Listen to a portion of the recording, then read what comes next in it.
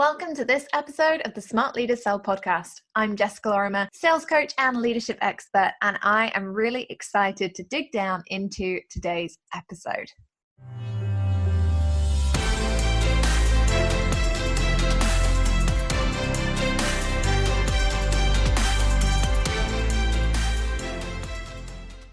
Well, hey there, poddies. It is almost officially autumn. It's got very cold here in the UK, and we are definitely missing out now on the heat wave that happened over the summer, which is simultaneously really nice because, you know, when it's been super hot, and here we don't have aircon, so we're always rushing around with fans and stuff, but it's been super hot, and to have a few days of just cool, fresh air has been lovely. It's also been a little bit sad. I'm actually sat here recording this. It's 7:30 a.m. and I am cold. So I'm actually sat here for the first time in ages in a jumper and a pair of socks, looking super glamorous, obviously. I am very excited to be halfway into September, and I'm also super excited that we have started the 5 Steps to 5K challenge today. If you have not got yourself signed up yet, please make sure you do. You'll be joining over 300 people who have already signed up to be part of the challenge, which is really exciting. And I'm looking forward to spending lots of time with everybody this week, making sure that you've got the steps that you need to hit 5K. So if you are looking to make an extra 5K in your business over the next month, or if you are somebody who is looking to make their first 5K month, then make sure that you go into the show notes and you grab the link for the challenge there. Like I say, we do start today, so if you are an early birdie this morning, you can go in, grab that, and you will get the first email as well. So you can participate on day one. Woo-woo. Thank the Lord for automation. So it's all very exciting here this week. I will, by the end of the week, be 30 years old. I will officially be the big 3-0. And then I'll stop talking about my birthday for another year. So I don't know who else is excited and happy about that. So today, what I want to talk to you about is streamlining, and in particular streamlining your sales process. And I think this is something that's really important, and it's come up a lot recently, and it's come up particularly with some of my amazing Evolve clients, and we've been talking about this. We have inside Evolve what we call Gsd Days, and it's basically a get shit done day. Everybody comes for an entire day. I'm there to have my brains picked and get very excited about answering questions for the whole day, brainstorming, looking at pieces of content, generally just helping out for the day. And during our last Gsd Day, we got to talking about offers, and we got to talking about pitches, and we got to talking about just everything sales related. And one of the things that came up for me that I noticed was that we all, in the online space specifically, have a tendency to try and make offers really complicated. And we try and make our content really complicated. We get so caught up in what else can we add and what else can we put in, that sometimes we actually forget where we're going in the first place. And that can be quite difficult for clients. It can be quite difficult for our audience. And actually it can be quite difficult for us, because obviously if we're always focusing on tangents, or if we're always spinning into other areas, we kind of lose that focus that is so important and that actually helps us generate the revenue entirely. So what I want to teach you today is my favorite streamlining your sales process method, and I call it one problem, one solution. Now it's super simple, so I'm anticipating that today's episode is going to be relatively short, but I do promise you that if you use this method, it's going to make it so much easier for you to create your content. It's going to make it so much easier for you to create an offer that somebody actually wants to buy really easily. And it's going to make it so much easier for you to keep track of your own habits and doings. Okay, there's going to be no more tangents in Q4. Maybe I should make that hashtag. Well, I'll get that on a t-shirt. That's cool. No more tangents. So without further ado, let's dig in. Now, I think quite often what happens when we sit down, and I'm going to talk about offers first. I think, you know, it's a good place to start because we're back in Q4. This is typically one of the busiest times of the year for sales in the majority of industries. And we're now officially back from holidays. We're back from the summer, okay? Summer is done. The PIMS has wound down, and we are starting to think about, if we haven't already, working with those clients. If you haven't already started thinking about it, make sure you go and listen to the post-summer sales track podcast episode, where I'll give you some tips and tricks on getting back in the game, or join us in the challenge. Like I say, link is in the show notes. If you want to join us in the challenge, it's a good way to just get back in, start selling in September. But when it comes to actually selling, what tends to happen is we'll run a process. And if you're a good salesperson, you'll have already gone out there, maybe you've done some market research, maybe you've polled your audience recently, and you found out they want a couple of things, okay? And what tends to happen is when we do these polls, for example, I might put out a post that says, okay, what would you most like to learn? Do you want to learn about list building? Do you want to learn about podcasting? Do you want to learn about handling objections? And I won't just get one answer. There will, however, be a majority, most of the time, for one particular piece of content. It might be very close. But sometimes what happens is that when we do this market research, when we do this polling, because we don't see an out-and-out winner, we don't see one particular option necessarily with 20,000 votes and the others with one, we can get a little bit in our own heads about it. And we can start to think, well, is there a way that I could maybe tie in podcasting to handling objections? How could I do that? Maybe there's some kind of course that I could launch that shows how that if I put out more podcast episodes, they won't ask as many objection questions. And we start to dilute the ideas that we had in our heads. Now, when we're actually selling to people, we have to remember why they're buying. And ultimately, people are buying to get out of pain. They have a particular problem and they want to solve it. And so this is where one problem, one solution comes in, because what we don't ever want to do is dilute the sales message. It's really, really important that if we want to sell more often, if we want to sell more successfully, that we really, really focus our sales copy, we focus our sales messaging, we focus our launch around that one problem that they want to solve. All right. So when we start looking for, how could I bring this in? Or how could I do X as well? Or maybe I should give Y as a bonus.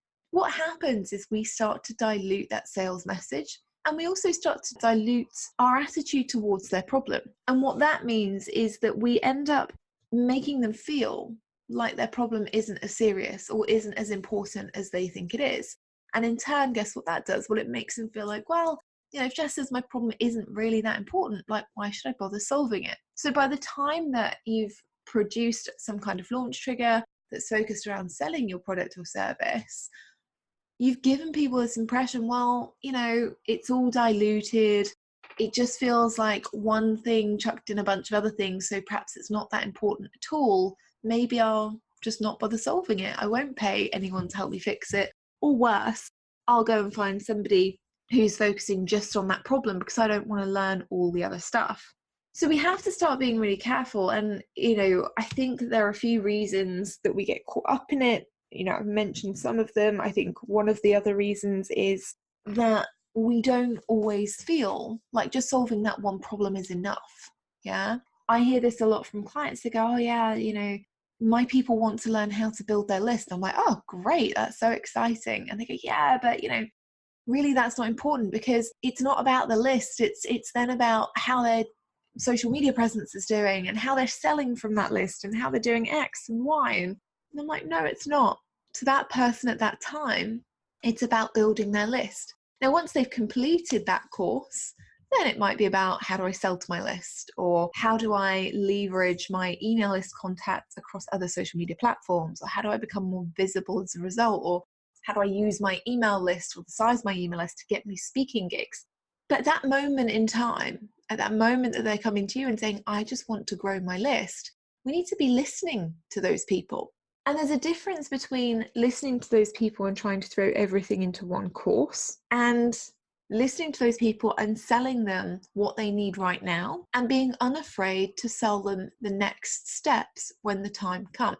Now, this can feel a little bit uncomfortable because sometimes it can feel a little bit like, am I doing this and knowing that, ultimately people, of course, they're going to want to sell through their list. So am I, out of integrity because I'm not selling them that solution straight away? And the simple answer is no. you're not out of integrity if you're not selling that solution straight away, because here's the thing, they're not in the right space to do that now. And what happens is when you give people these kind of endless courses that are designed to fix each and every problem within a certain area of their life or business or health, what do? Well, they don't want to do the foundational stuff if you include everything. They want to do the sexy stuff. Like, oh, this is the bit that's going to get me thin really quick. I'll do that. Or this is the bit that's going to make me the most money immediately. I'm going to go and do that. And so what happens is they don't actually spend the time or the energy on solving A, the original problem that they wanted to solve, and B, they don't get the results that they want. And so what happens? Well, they complain, or they feel like they have been undervalued as a customer, or that they've been oversold and underdelivered to. And those aren't things that we want associated with our business. Yeah, those aren't things that we want to have happening with our customers. So when we are focusing on selling any offer or even creating any offer, this is the piece that is going to help you immediately sell to them. It's the bit that's most integral to your sales problem, is to sell one thing, one problem, one solution. So for example, when I created Cash Creation, almost 4 years ago now, what I did was I looked at my audience, and their biggest problem was I cannot find a way of immediately generating revenue in my business. And I don't know how to do that. And it was something that they really struggled with. It was a time of year, it was at Christmas, where people wanted to be able to immediately generate revenue because they wanted to buy Christmas presents, they wanted to go away on holiday, they wanted to just have a little bit of extra cash around those Christmas holidays. And so when I listened to that problem, yes, I could have absolutely included other things. I could have looked at post cash creation. Well, here's how you create a long-term sales strategy, and here's how you go on and build your audience post cash creation. And there are lots of different directions we could have gone in. But instead, the course is so successful because we only teach one thing. This is how you generate immediate revenue. Full stop. The end. That's all the course is designed to teach. Podcasting that pays is another one. We get so many questions about how to set up your first podcast, how to monetize your first podcast, or any podcast actually. I'm saying first podcast, like everyone's like, yeah, I don't really know what to do with my first one, but we get a lot of questions from people who are like, how can I get more downloads? How can I make more money from my existing podcast? So that's not entirely fair. But we created Podcasting That Pays because people were coming and saying, I want a podcast, but I want it to be for lead generation. I want to monetize it. I want it to be something that really promotes my business and brand.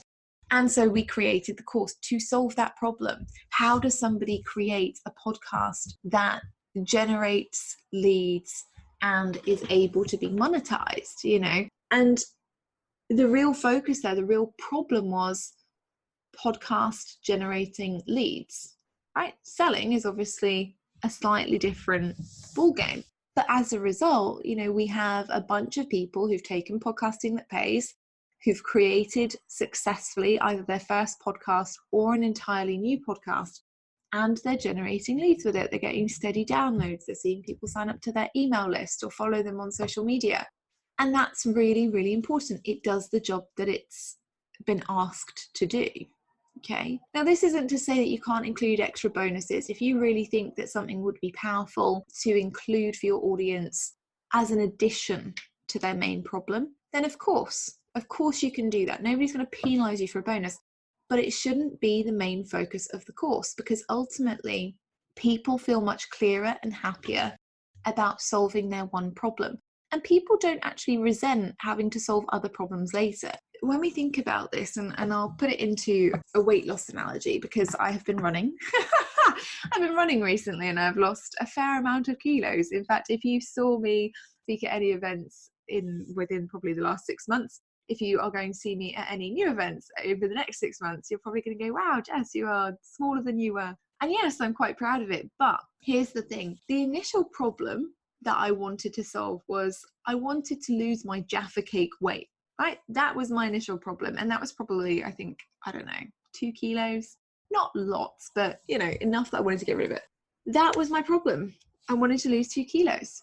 And then I lost my 2 kilos and I went, okay, what's my next problem? Well, my next thing was actually not necessarily a problem, but more of a desire. I wanted to get fitter. And so, I continued with park run and I started going running more often during the week, actually go 3 times a week now. I'm doing like 15 miles a week, which I feel is relatively impressive.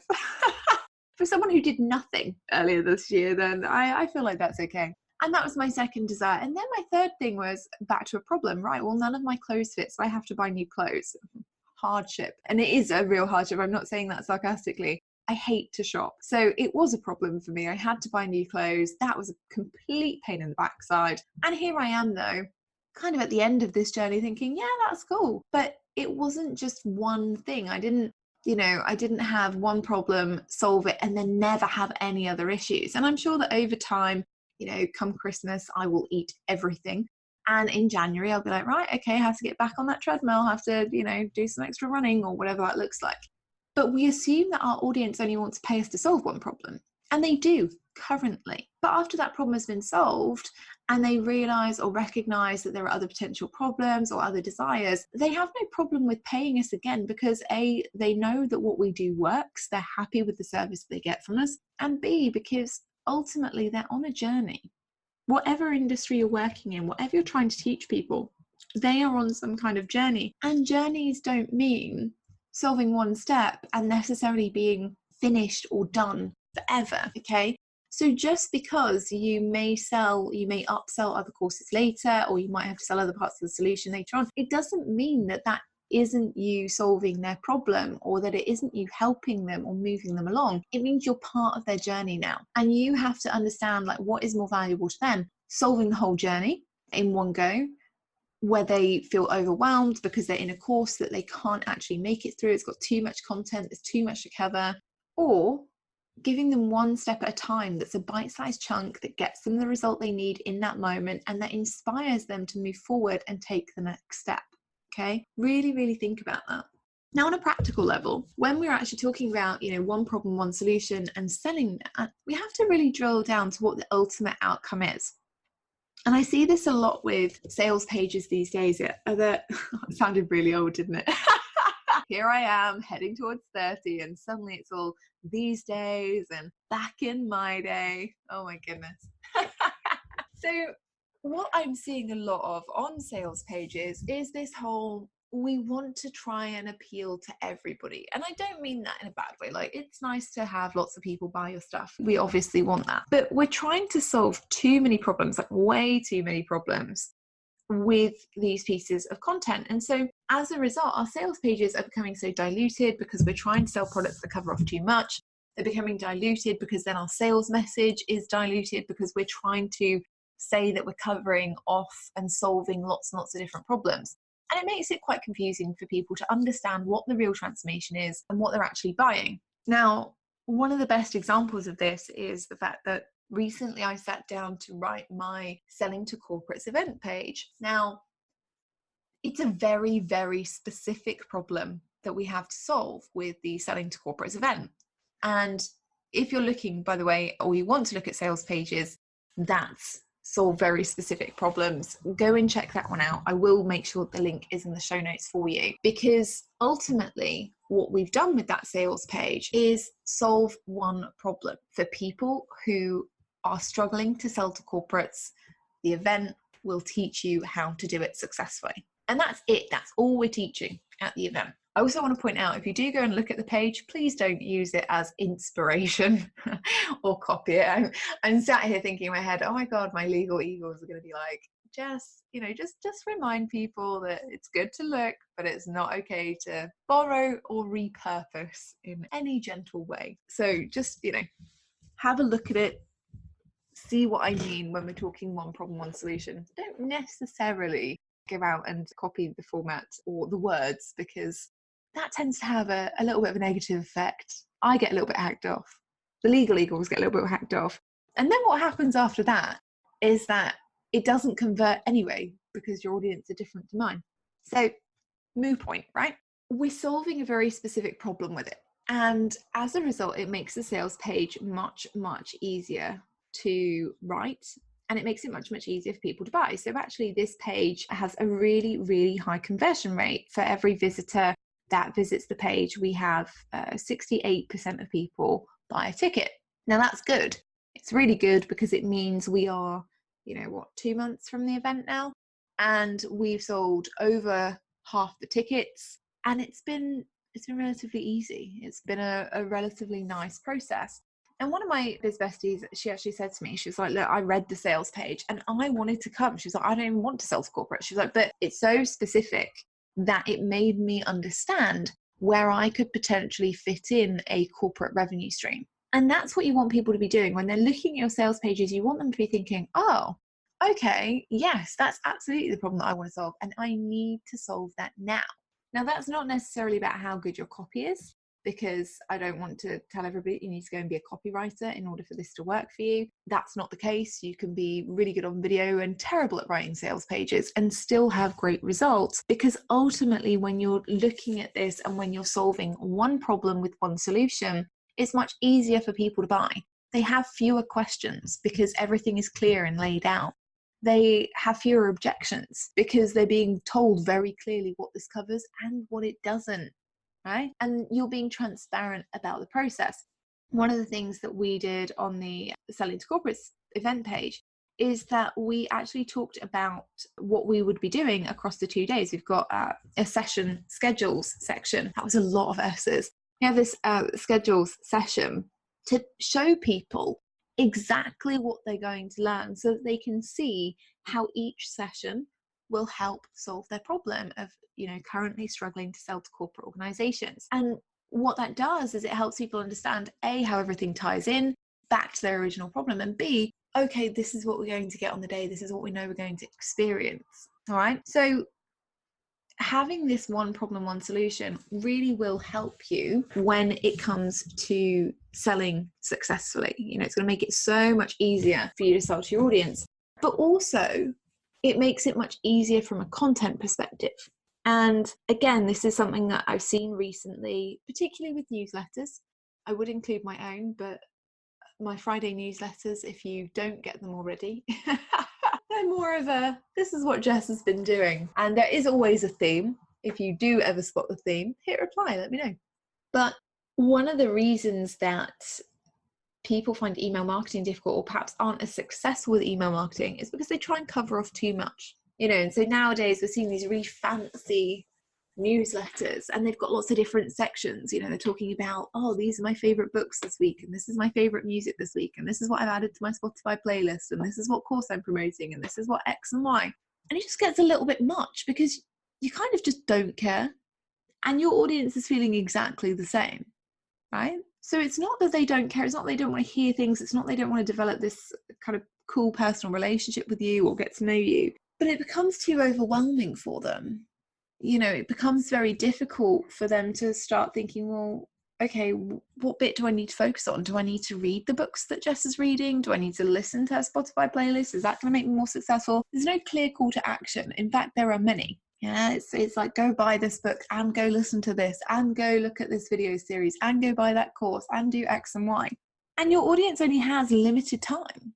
They only have limited capacity for consumption and for action.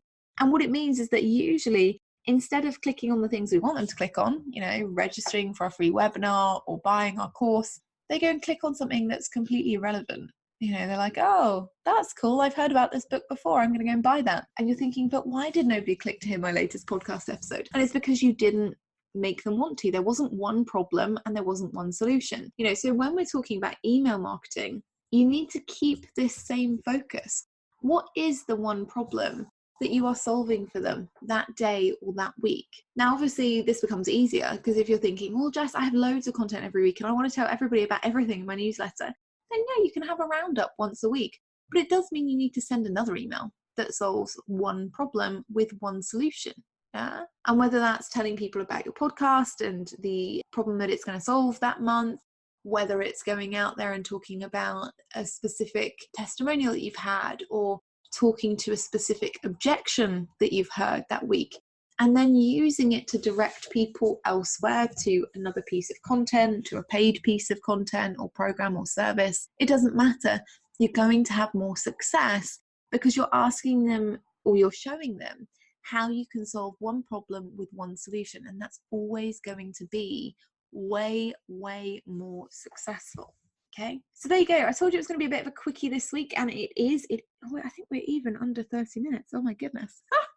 That's unheard of. So if you are on the school run or you're doing other things, then I hope that I've taken up 30 minutes of your time and given you some valuable information today. I am trying to generate some more buzz around the podcast. So thank you very much to those of you who've been leaving reviews and things. It's been super, super helpful. And if you have got anything from today's episode, you have had a key takeaway or aha moment, and you think I would like to share that with the internet, please feel free to head over to iTunes and leave a little review. It does help me, and it does help other people who haven't discovered the podcast yet. And in other news, if you are not busy this week, you're thinking I'd like to add another 5k to my business, like I said earlier, the link to join the 5k challenge is in the show notes. If you want to join us, I am going to be very, very busy bee this week, spending all the time with you, making sure that you are able to add that extra 5k in revenue to your business this month. So make sure that you join us if revenue or cash flow is one of your key focuses. I'm excited to see you there, and I am excited for you guys to have a brilliant week. And join us on Friday, where I'm talking to Heather Dominic. And we're talking about what it means to be a highly sensitive entrepreneur. So make sure you tune in for that if it's something of interest to you. I'll see you in the next episode.